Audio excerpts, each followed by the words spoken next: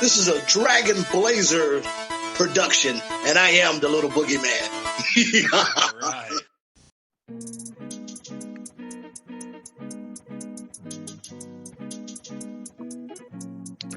Welcome to Pro Wrestling Apologists podcast. I'm your host, Craig Atkins. And with me today, my kayfabe brother, it's Steven. Hello. Steven the Frog, apparently. I'm a battle toad. Thank you very much. So, how's things? Pretty good. I watched a pretty good You got a football win game. of the week? Okay. Yeah. Is that your win of the week is a football game? The Raiders winning? I don't know if that's my win of the week. What would be my win of the week? Trying to think of if anything really cool happened this week. Tell you, my win is the McDonald's spicy nuggets. Oh yeah, I heard that on the Great Crew Review podcast. Really shelling those nugs. Well, what would replace that as the win of the week for me is if you give me a high quality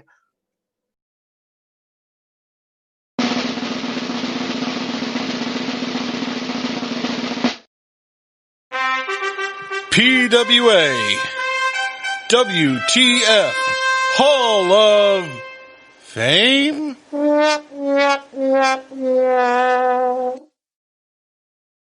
All right. So that was a little song we just heard. Not song. Wasn't a song. All right. So I got some trivia questions again for you. Oh, yippee. All right. Number one, they were a tag team. Number two. They were a tag team. We're talking about the New Age Outlaws. Nope. Oh, okay. Two, they only wrestled one match. Okay. Number three, they faced jobbers in that one match. Didn't help. Number four, they hailed from Terrytown, Texas. From Terrytown, Texas. Mm-hmm. Number five, one was called Tommy. Tommy. Number six, the other one was called Terry. Number seven, one of the other jobbers was also called Tommy. Huh. Number Tommy seven, Terry. Oh. or number eight, one's real name was Barry Hardy. Barry Hardy, no. You should recognize the other one's real name.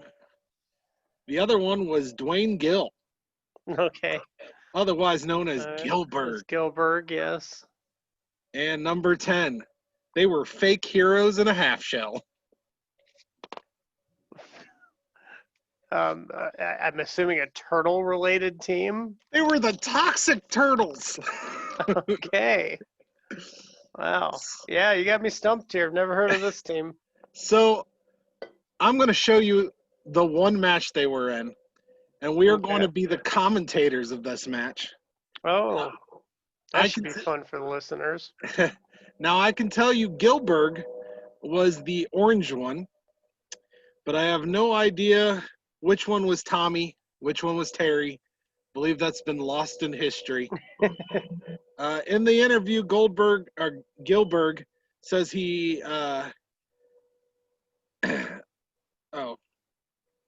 Was there a fucking train going through? I'm not sure if that's true. Sounded like Braun Strowman was sneaking up on you.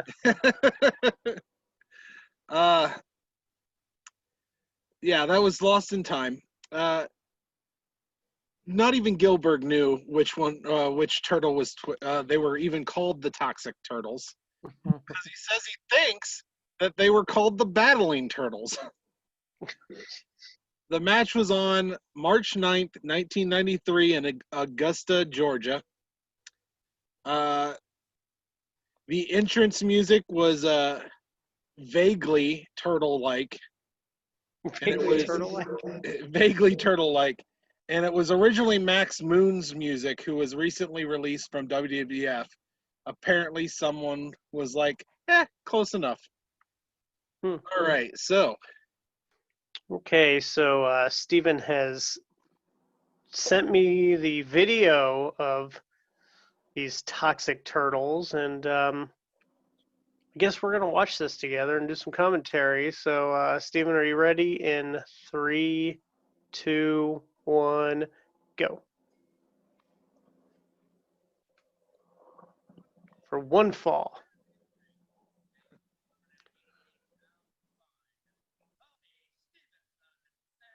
Yeah, I'm not sure which one Tommy is which. Stevenson and Ron Preston, I think is what it said. And, Yeah. Oh, here's the entrance theme.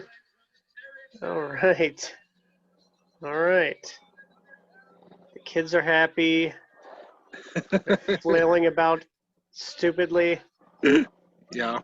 The Toxic Turtles. Yeah, that was Max Moon's music, and he just got released from the WWE So they just recycled it. Yeah.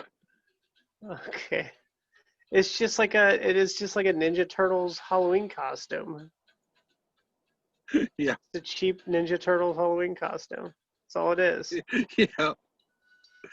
Yeah. And there's Gilbert in the ring right there. That one's Gilbert. Okay. Yeah, he's the nice orange roll. turtle. Nice roll. Oh, he's super excited about that roll. Yeah. uh, It's an exciting match. We got the whatever the other one is, hyping up the crowd. Yeah. All right. The children are thrilled. The adults are like, what is this shit? All right, we got tag. We got hot tag. Tag. Here we go. Double T move. A nice kick. The double drop kick with, for some reason, the turtles are wearing shoes. Yeah. Oh. They are. There's Barry. He's on his shell. He's on his shell. He's stuck on his shell. Okay, he's been helped up by the other turtle. That was back to action. That was actually supposed to happen, according to Gilbert. That was just. Yeah, I think that was pretty obvious. Okay, we got the hot tag to the other one. I don't know which one's which. The orange turtle. And the crowd is booing. I'm hearing boos because the crowd is not stupid. A fan. Lots of boos. The boos are getting heavy. There is no commentary, so I Turtle guess Gurry. doing all the Turtle Gurry. Okay. Turtle Gurry. Okay, kick out. This is exciting action, and I am positive this is exciting for the podcast. He's just slapping him some for turtle no reason. Turtle chops, turtle slaps. And, a nice forearm there from that turtle. Tag into the other turtle. And, that one's... a turtle drop. Wait. Another tag.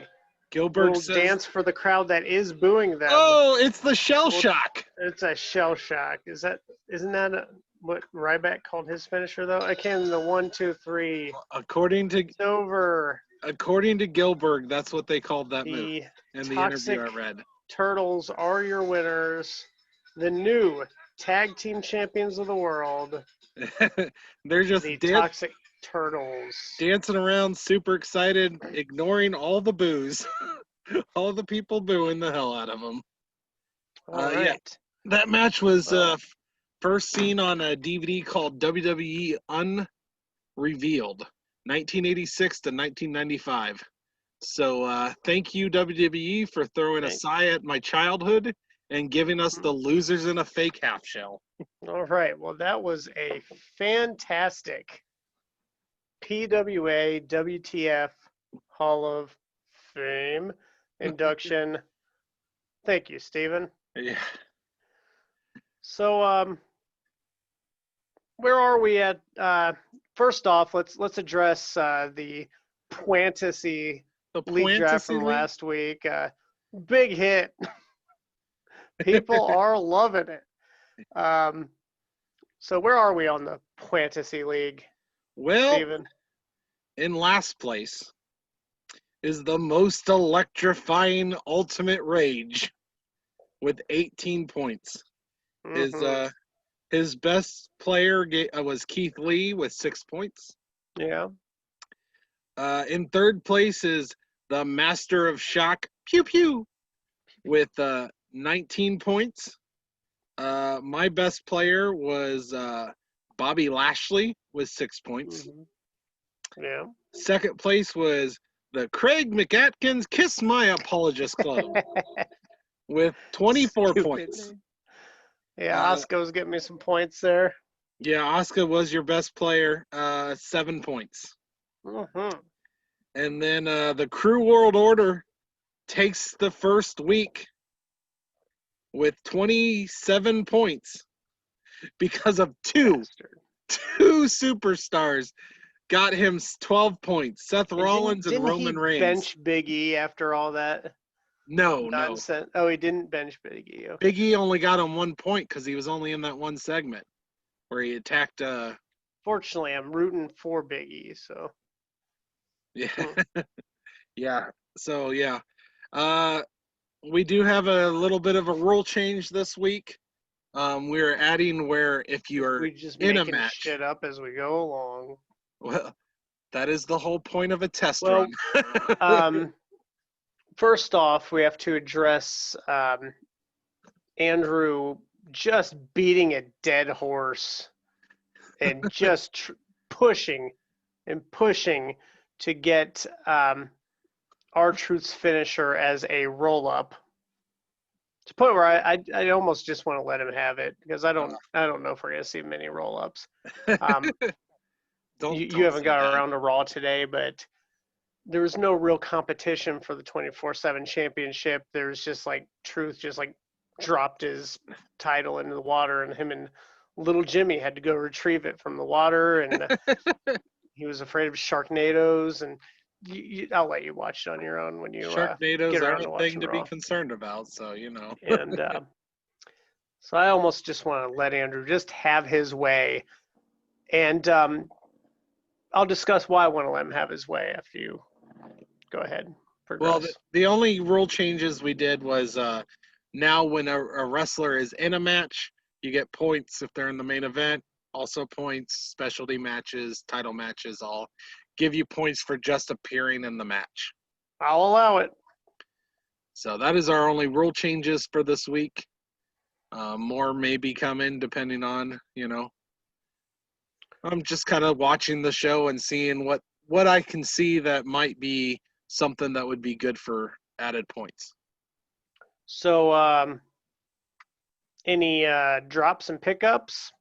Well, there was one drops and pickup. The Craig Atkins Kiss My Apologist Club dropped Apollo Crews. Booted Apollo to the side. And picked up Sasha Banks. No, it was Alexa Bliss. I'm sorry, wrong one. Alexa Bliss. Mm-hmm. Yep, and unfortunately, because we had to make the rule that a finisher has to be listed on WWE's website because of Andrew just trying to push for a pin to be a finisher, then I can't pick Alexa's finisher as the Sister Abigail until it's listed on WWE's website. Which thanks, Andrew. Thanks for ruining it all. Thanks for throwing a stupid wrench into the whole thing. But so that's the only drop and pickup then was me. Yeah, you were the only drop and pickup. Nobody else. Sorry, Apollo. Anyone. I had to let you go. I'm sure you understand. All right. So that's all you got on the Fantasy League for this week? Yeah. I'm sure we're probably going to hear some trash talk from Andrew. We've already heard a little bit on his two superstars scoring all of his points and getting them first place. We got the Clash of Champions, a Gold Rush coming up this weekend. And it's Ricky has Randy Orton, right? No, I have Randy Orton. Oh, you have Randy Orton. I think you're going to score big this weekend because I have a feeling Randy Orton's taking that title off of Drew McIntyre this weekend. I like the sound of that. I mean, it's just it's a ambulance match. I think this is the way Randy's going to take that belt without Drew having to take a loss. Yeah. Well, that means Keith Lee's taking, or is this a triple threat? I haven't watched Raw yet. It's not a triple threat. Oh no. Unless they're going to change anything, it's just a one-on-one ambulance match. Mind you, Raw has aired already, but we've not gotten around to watching it yet. So I mean, so these predictions are based off of just ignoring this week of wrestling of Raw and SmackDown this week. Yeah. But that's my prediction. You kind of said last week that you thought Randy Orton was taking that title. I think so. I think Orton's taking it, and Drew's gonna get it back when we get fans again, which might be sooner than later. If I'm sure Vince McMahon is chomping at the bit. So we also have Roman Reigns versus Jey Uso. I mean, come on, we already know. Are we doing our predictions now? Yeah. Okay. I think me talking about the match was all about. Well, I'm gonna stick with Drew McIntyre. I don't think he's gonna be losing that title yet. So you're still going back to that match? Well, okay. You didn't officially ask me. You just told me what you thought. And that's what I think. I think Drew McIntyre wins. Tonight. Okay. Roman Reigns, Jey Uso. Yeah, it's Reigns. We know what's happening there. That one's not really a. I think this match could be the match of the night. This Intercontinental Championship ladder match. Jeff Hardy, AJ Styles, and Sami Zayn. I think this one is going to be a blast. That could be a good one. That could be a real good one. I think Hardy retains. I think I'm going to go with Sami Zayn. Yeah, that might be a good choice. It's real. It's gonna. I don't think AJ is taking it, but I think it's definitely between Jeff and Sammy. I think. Say what? I think it's Sammy. All right, go ahead. SmackDown Women's Championship: Bayley versus Nikki Cross. I mean Bayley, obviously. It's definitely Bayley. I'd love to see Nikki as champion. I'd like to see what they would do with it, but I don't see any way that you have Bayley lose that title before Sasha gets her shot. I feel like the whole breakup is for this feud with the titles. So yeah, I think it's definitely Bayley. And Hell in a Cell's the next pay-per-view. So are we getting Sasha and Bayley in the cell? Ooh, that could be amazing. I just thought about that. Wasn't Sasha in a really good Hell in a Cell match? I think it was was it Charlotte? Yeah, I believe so. It was really good. So Bayley, Sasha, and the Hell in a Cell, that could be awesome. So we got the Women's Tag Championship, Nia Jackson and Shayna Baszler versus the Riot Squad, Jackson and Baszler. Yeah, I don't see them losing it yet. Not losing that title yet. And this is a spoiler for Raw tonight, so consider yourself spoiled. The Raw Tag Team Championship, the Street Profits are defending against Andrade and Angel Garza, who were just beating the hell out of each other last week. I mean, they've been. So we get to see that match again for the 800th time. Yeah. But I think it'll be the last time we see that match, unless they decide to give the titles to them. That'd be interesting, I guess. They hate each other, but yeah. I kind of feel we already have the storyline of two tag team champions that hate each other with Nia Jackson and Shayna Baszler. So I think they're coming together though. I'm gonna go with Street Profits. I don't think they're gonna. Yeah, Street Profits. Similar storylines at once. We got the Raw Women's Championship, Asuka versus Zelina Vega. It's going to be on the kickoff, I guess. Oh, then it's definitely going to be Asuka. Yeah. And I believe I don't know if it's made official. I thought I think the SmackDown Tag Championships, Cesaro and Shinsuke are defending against the Lucha House Party, if I remember right. Pretty sure Lucha gonna lose. I agree. And I don't know if it's been made official or not, but I think we're seeing Bobby Lashley versus Apollo Crews for United States Championship. Bobby's hanging on to it. Yeah. Also agree.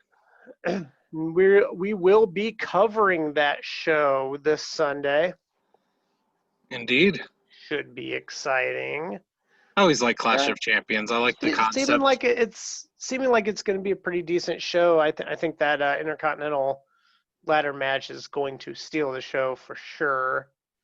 I agree. That does sound like the best match on the night. And the Roman Reigns and Jey Uso, I think it's going to be a fun match. Either that or it's going to be a super short match. It's either going to be a fun match or a fun beatdown. We'll see what happens there.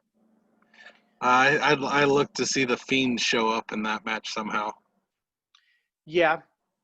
Yep.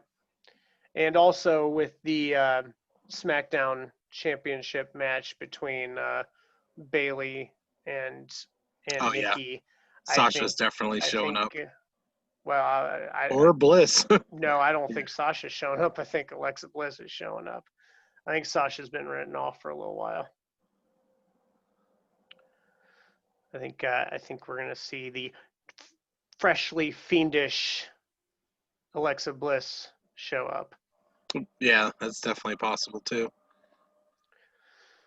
But yeah, you have that to look forward to this weekend. Clash of Champions should be fun. But for now, we're going to go to a show that is not fun. And nobody wanted covered. And so we are going to cover it here. This is some ultimate procrastination right here. Been putting this one off because I got this wild hair thinking, the ECW and Sci-Fi, that could be a fun show to cover. And we're just going to sit down. We're going to watch this. We watched part 1 and man, did it suck. And part 2, not really any better, is it? The matches were. The matches I'll let were you cover slightly that. better. I didn't get around to watching it. But where we last left off in this ECW and Sci-Fi short saga, RVD was the WWE and ECW champion. Well, things soured on RVD shortly after he won those championships on July of 2006 when he and Sabu were in a car together and they were pulled over at an infamous speed trap in West Virginia. RVD was caught with 18 grams of the devil's lettuce. Oh, and RVD does weed? What? I know, it's a shocker. And 5 Vicodin. And Sabu had some paraphernalia and some prescription drugs as well. I feel like Matt Riddle has significantly more than that wedged between his toes at any given moment. But I guess in 2006, it's no bueno. Both men were slapped with wellness violations. RVD immediately dropped the WWE title to Edge and then the ECW title to hardcore legend, The Big Show. Oh, geez. On this brand that was supposed to fuse the nostalgia of the past of ECW with the stars of the future, they just put the strap on the old hand, at the time very, very stale Big Show. Well, and I've got some bad news. We also don't get the return of the zombie in this show, so that was very disappointing. Fun fact about the zombie that I've learned